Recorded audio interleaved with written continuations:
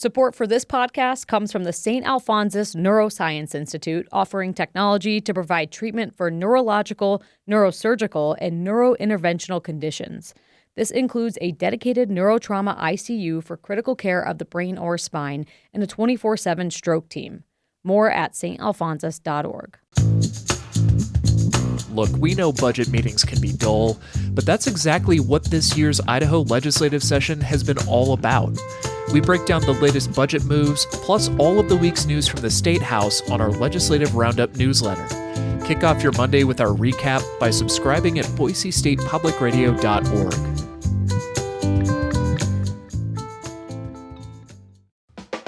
From Boise State Public Radio, this is The Connector. It's Idaho's daily news. Good morning. I'm George Prentice. There is a bill at the Idaho State House that would have Idahoans directly negotiate the cost of their medical procedures directly with their doctors. We'll tell you all about it. And it's opening day of Treefort. We've got you covered with what you need to know. It is Wednesday, the 25th of March. Here we go with today's stories. At Boise City Hall Tuesday, a budget workshop. Indeed, there are countless services that the city must give its citizens, but then there are large, often dream projects, large capital projects. But then decisions have to be made on what gets a green light today and what gets pushed out to sometime in the future.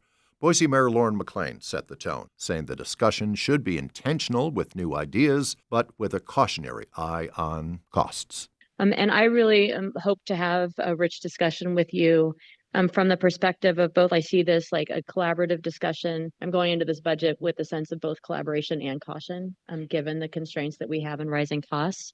But to have a rich discussion with you about the priorities we have. Council members were reminded that revenues are pretty much fixed, but trying to put a lid on expenses is challenging. Alicia McAndrews is the senior manager for the budget division. One of the underlying challenges is how revenue and costs grow over time. So our largest revenue source, property taxes, is capped at about 3% growth annually. But our costs don't necessarily follow that same trajectory. And some of those expenses can go beyond expectations, things like software, workers' comp, or construction costs. Even small increases can compound over time. The city's website for the public to weigh in on the budget goes live on April 8th. At the Capitol, a bill late in the session that could change how Idahoans deal with their medical providers. If it were to become law, Representative Aaron Bingham of Bonneville County says the measure would allow insureds to try to lower medical costs directly with their doctors. Essentially, the main use would be for someone with perhaps like a high deductible. So my husband and I are self-employed. We've had private insurance for 20 years. So we have a $10,000 deductible. So when we had large procedures or other things, we would go to our physician or our provider, the hospital or whatever, and say, if I pay you cash today, I'm going to have to pay you anyway. If I pay you cash today, can I negotiate a lower price? So then the insured would send the receipts of the presumably lower price to their insurance company so that amount, the lower amount, could go toward their deductible. The bill has already passed through the House. Yesterday, the Senate Commerce Committee voted to send it to the full Senate for its consideration. Idaho public school districts may soon have a new way to fund a small part of their special education programs. James Dawson tells us more. A bill creating the Idaho High Needs Student Fund is on its way to the governor's desk after House lawmakers signed off on the issue Tuesday. Right now, local districts pay for these costs through a mix of property taxes and federal and state money.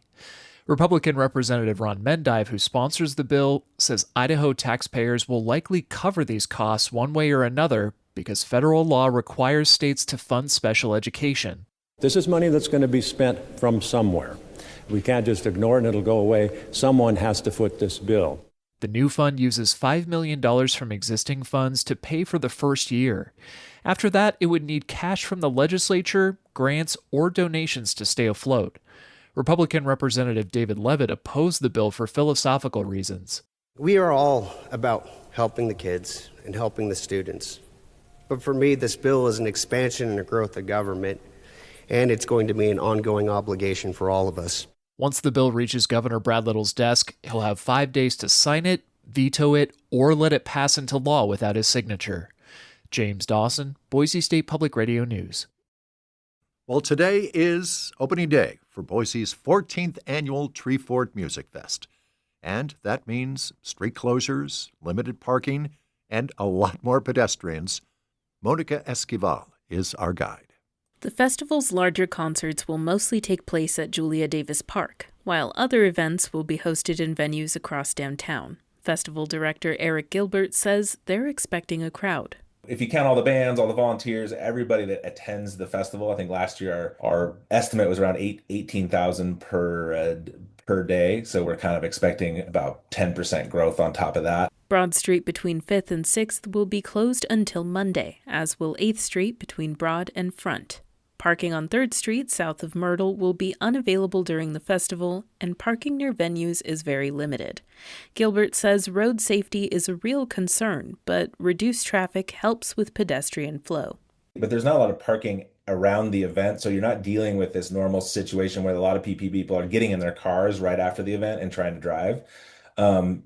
We're just dealing with normal downtown traffic going against all of the pedestrians and people on wheels. The festival recommends using Valley Regional Transit's bus routes, ride shares, scooters, and bikes to make it to the events downtown. Monica Esquivel, Boise State Public Radio News.